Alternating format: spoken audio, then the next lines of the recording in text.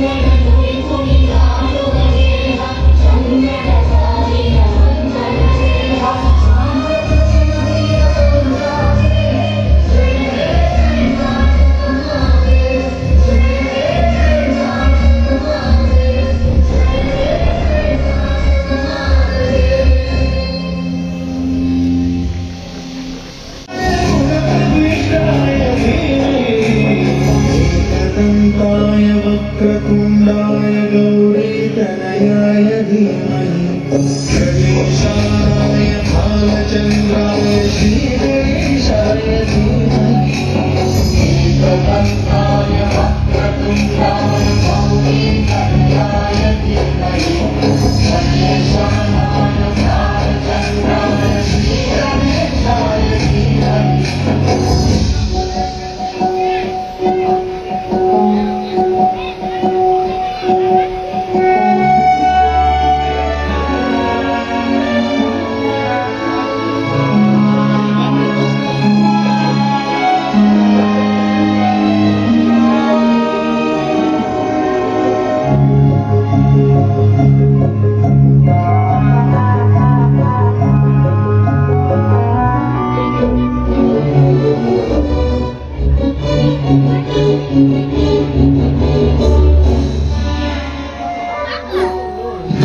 चतुराय गानप्राणाय गानान्तरात्मने गानोत्सुकाय प्राणमत्ताय गानोत्सुकमनसे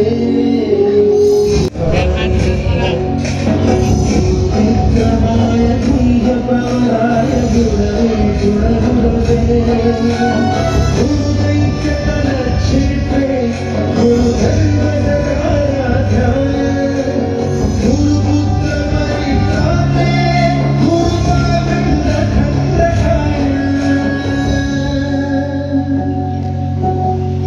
गीतसाराय गीततत्त्वाय गीतमुक्ताय गूढकल्पाय गन्धमट्टाय गोजयकराय गुणातीताय गुणाधि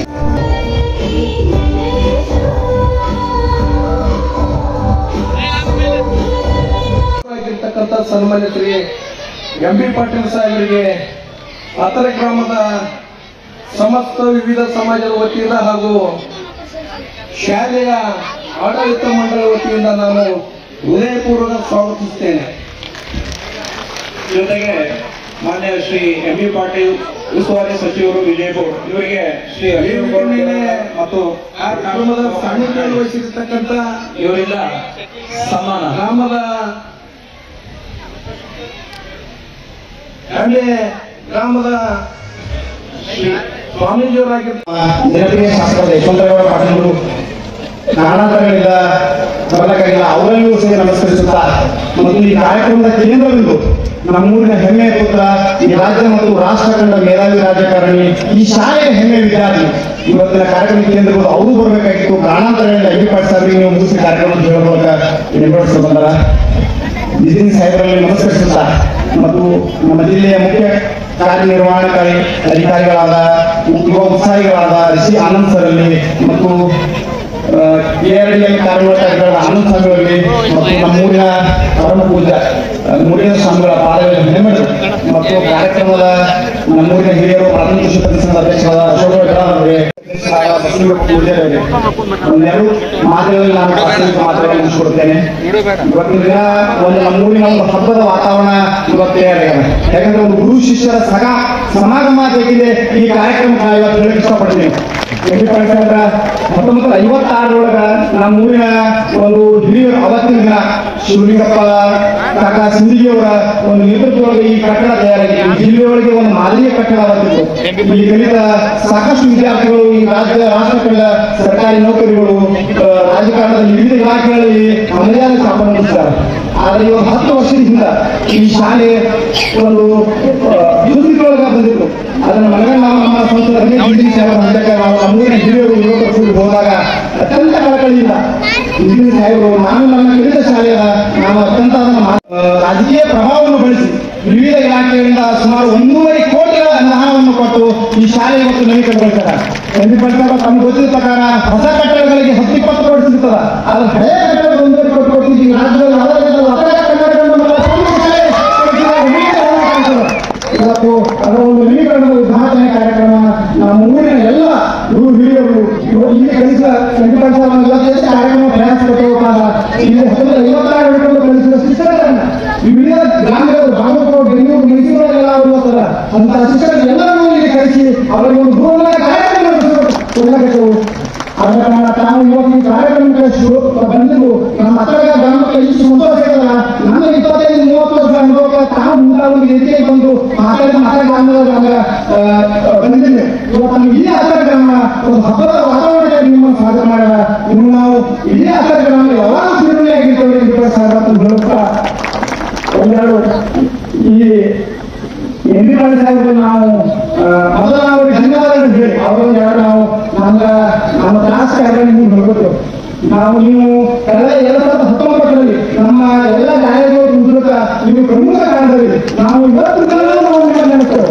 ಆದ್ರೆ ನೀವು ನಗರಾಟದ ದೇವರು ಸಿದ್ದೇಶ್ವರಪ್ಪ ಒಂದು ಅವರ ಒಂದು ಸಂಭಾಷಣೆ ಸಂದರ್ಭದಲ್ಲಿ ಒಂದು ಕೈಗೊಳ್ಳುವ ಒತ್ತಡ ಮಾಡಿಕೊಡ್ತೀನಿ.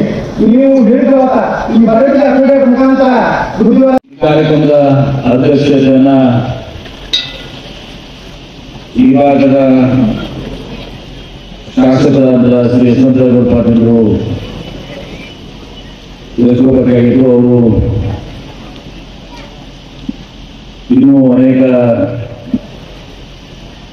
ಮದುವೆ ಕಾರ್ಯಕ್ರಮ ಮತ್ತು ಕಾರ್ಯಕ್ರಮಗಳಿಂದ ಬರಲಿಕ್ಕೆ ಇನ್ನೂ ಸ್ವಲ್ಪ ಸಮಯ ತೆಗೆದುಕೊಳ್ಳುತ್ತದೆ. ಅದಕ್ಕೆ ನಾನು ಅವರ ಅನುಪಸ್ಥಿತಿಯಲ್ಲಿ ನಾನೇ ಅವ್ರಿಗೆ ಡೇಟ್ ಕೊಟ್ಟಿದ್ದೆ. ರವಿವಾರ ಜನವರಿ 5 ನಾವು ಇರ್ತೀವಿ ವಿಜಯಪುರದಾಗ. ಅದಕ್ಕೆ ಜನವರಿ 5 ಯಾವ್ದು ಮಾಡಿದ್ರು ಅವ್ರು ಶನಿವಾರ ಹೇಳಿದ್ರೆ ರವಿವಾರ ಹೇಳಿದ್ರೆ ಅದು ಸ್ವಾಗತ ನೀವು ಅಂತ ಹೇಳಿದ್ರು. ಶ್ರೀ ಸಂಸದರಾದಂಥ ಶ್ರೀ ರಮೇಶ್ ಜಿಗಜಿಣಗಿ ಅವರು ಅನಿವಾರ್ಯ ಕಾರ್ಯಗಳಿಂದ ಅವರು ಆಗಮಿಸಲಿಕ್ಕೆ ಆಗಿಲ್ಲ. ಅದನ್ನು ಅವರು ನಮ್ಮೆಲ್ಲರೂ ಕೂಡ ತಿಳಿಸಿದ್ದಾರೆ. ಸನ್ಮಾನ್ಯ ಶ್ರೀ ರಮೇಶ್ ಜಿಗಜಿಣಗಿ ಅವರೇ, ಗ್ರಾಮ ಪಂಚಾಯತ್ ಪಂಚಾಯಿತಿಯ ಅಧ್ಯಕ್ಷರು ನನಗೆ ಆತ್ಮೀಯರಾದಂಥ ಯುವ ಮುಖಂಡರಾದಂಥ ಶ್ರೀ ನಾಗೇಗೌಡ ಪಾಟೀಲ್ರೆ, ಜಿಲ್ಲಾ ಪಂಚಾಯಿತಿಯ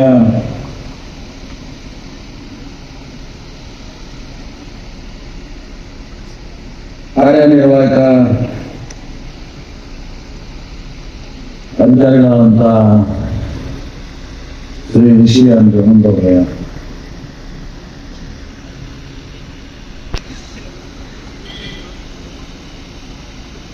ಸಾನ್ನಿಧ್ಯವನ್ನು ವಹಿಸಿದಂಥ ಪರಮ ಪೂಜ್ಯ ಶ್ರೀ ಮುರುಗೇಂದ್ರ ಸ್ವಾಮಿಗಳ ಪಾದದಲ್ಲಿ ಸಹ ನಮನಗಳನ್ನು ಸಲ್ಲಿಸ್ತಾ ಶ್ರೀ ನಾಡಗೌಡ ಅವರೇ, ಅಶೋಕಗೌಡ ಪಾಟೀಲ್ರೆ, ಗ್ರಾಮ ಪಂಚಾಯಿತಿಯ ಉಪಾಧ್ಯಕ್ಷರಾದಂಥ ಸಹೋದರರೇ, ಸೇರಿದಂತೆ ಎಲ್ಲ ನನ್ನ ಆತ್ಮೀಯ ಹಿರಿಯರೇ, ತಾಯಂದಿರೇ, ಸಹೋದರರೇ, ಯುವಕ ಮಿತ್ರರೇ, ಎಲ್ಲ ಮಧು ವಿದ್ಯಾರ್ಥಿನಿಯರೇ ಹಾಗೂ ಮಾಧ್ಯಮದ ಸ್ನೇಹಿತರೆ,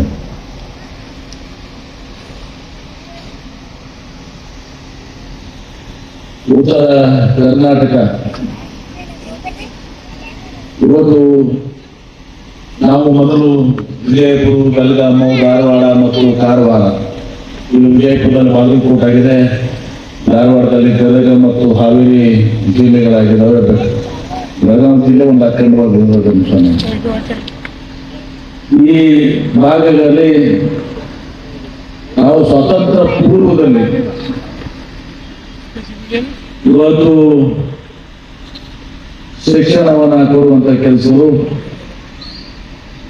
ಅಲ್ಲಲ್ಲಿ ಶಾಲೆಗಳು, ಜೂನಿಯರ್ ಕಾಲೇಜ್ಗಳು, ಡಿಗ್ರಿ ಕಾಲೇಜ್ಗಳು ಬರೋಬ್ರು ಹಿಡ್ಕೊಂಡಾರ ನಮ್ಮನ್ನು. ಮತ್ತೆ ಇಲ್ಲ ಹಾಕ್ತಾರೆ, ಏನೋ ಒಂದು ಹಾಗೆ ಹಿಡಿತು ಸಿದ್ದೇಶ್ವರ ಗಾಡಿ ತೋರಿಸ್ತಾರೆ, ಹೇಗೆ ಮಾಡ್ರಿ ಆ ಕೆಲಸ ಮಾಡೋದು ನನ್ನ ಮಾತನ್ನ ಹೇಳಿ, ಇಲ್ಲಿ ಸೈನ್ಸ್ ಕಾಲೇಜು ಇರೋದು ಆಗ್ಬೇಕಂತ ಹೇಳಿ ಬಹಳ ಕಷ್ಟ ಅದ. ಯಾಕಂದ್ರೆ ಅನ್ಎಡೆಡ್ ನೀವು ಮಾಡೋದ್ರಿಂದ ಬಹಳ ಕಷ್ಟ ಅದ. ಸರಿ ಹೇಳ್ತೇನೆ ನಾನು, ಕೂಡ ಸುಳ್ಳು ಹೇಳಕ್ ಹೋಗ್ಬಾರ್ದು. ಇದನ್ನ ಹೇಳಿದ್ರೆ ಇನ್ನೊಂದು ಈಗ ಡಿಗ್ರಿ ಕಾಲೇಜಸ್ ನೀವು ಮತ್ತು ಸೈನ್ಸ್ ವಿಭಾಗ ಎಲ್ಲ ಮಾಡಿದಾಗ ಅನುದಾನ ರಹಿತ ಆಗ್ತೈತೆ, ಅನ್ಎಡೆಡ್ ಆಗ್ತದೆ.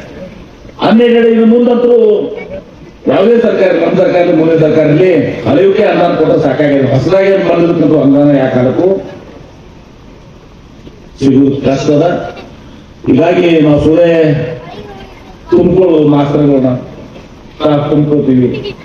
ನೀವು ಎಲ್ಲ ಬಂದು ಹೇಳ್ತಾರೆ ಪಾಪ 10% 20 ವರ್ಷ ದುಡಿತಾವು, ಮುಂದೆ ಪರ್ಮನೆಂಟ್ ಆಗಂಗಿಲ್ಲ, ಏಡಾಗಂಗಿಲ್ಲ. ಇದು ನಿಜವಾದಂತ ಸಮಸ್ಯೆ ನಮ್ಮ ಮುಂದೆ ಇರುವಂತ.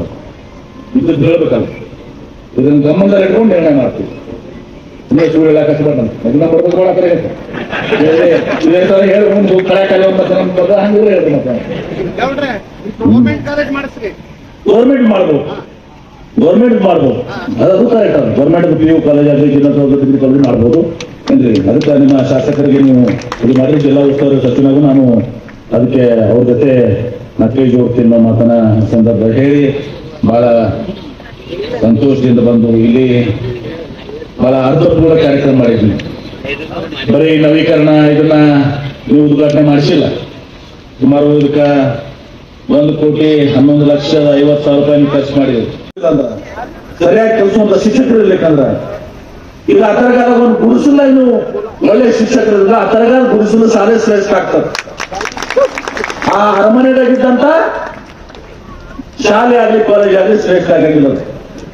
ಏನ್ ಮಾಡೋದು, ಅರಮನೆ ಬಿಲ್ಡಿಂಗ್ ಐತೆ, ಜನ ಐತಾರೆ, ಬಿಲ್ಡಿಂಗ್ ಮಾಡ್ಕೊಂಡು ಕೂಡುದದ. ಶಿಕ್ಷಕರು ಇರ್ಬೇಕಲ್ಲ. ಅಂದ್ರೆ ಒಂದು ಶಾಲೆ ಕಾಲೇಜ್ ಇರೋದಲ್ಲ, ಅದರ ಹೃದಯ ಇರೋದಂದ್ರೆ ಶಿಕ್ಷಕರು ಒಳ್ಳೆಯವರಿದ್ರೆ ನಮ್ಗೆ ಒಳ್ಳೆ ಶಿಕ್ಷಣ ಸಿಗ್ತದೆ. ಮಕ್ಕಳ ಭವಿಷ್ಯ ರೂಪಣೆ ಮಾಡ್ಲಿಕ್ಕೆ ಸಾಧ್ಯ ಆದ ಶಿಕ್ಷಕರು, ಕಟ್ಟಡಗಳಲ್ಲ. ಕಟ್ಟಡಗಳಿಂದ ಮಕ್ಕಳ ಭವಿಷ್ಯ ನಿರೂಪಣೆ ಆಗುದಿಲ್ಲ.